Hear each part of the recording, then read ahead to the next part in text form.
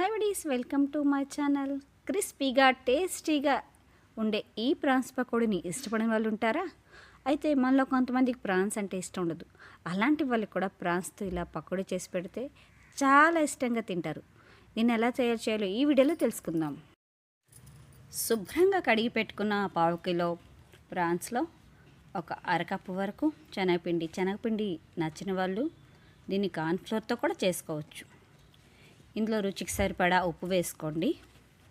ఒక అర స్పూన్ వరకు కారం, మీరు కారం ఎక్కువ తినే వాళ్ళైతే ఇంకొంచెం యాడ్ చేసుకోండి. పావు స్పూన్ పసుపు వేసుకోవాలి.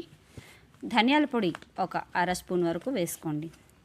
దీంతోపాటు అల్లం వెల్లుల్లి పేస్ట్ ఒక అర స్పూన్ వేసుకుంటే రుచి చాలా బాగుంటుంది.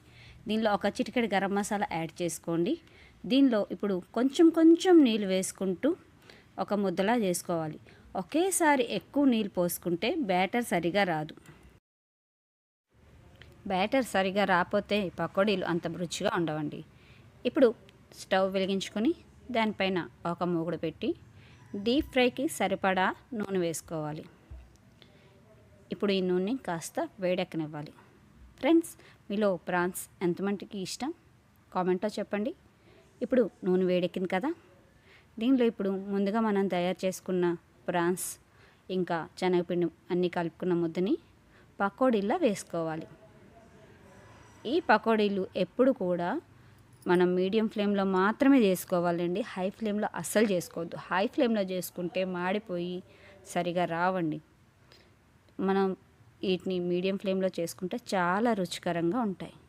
ఇప్పుడు ఇవి ఒకవైపు వేగాక దీన్ని మరోవైపు తిప్పుకొని బ్రౌన్ కలర్ వచ్చే వరకు వేయించుకోవాలి.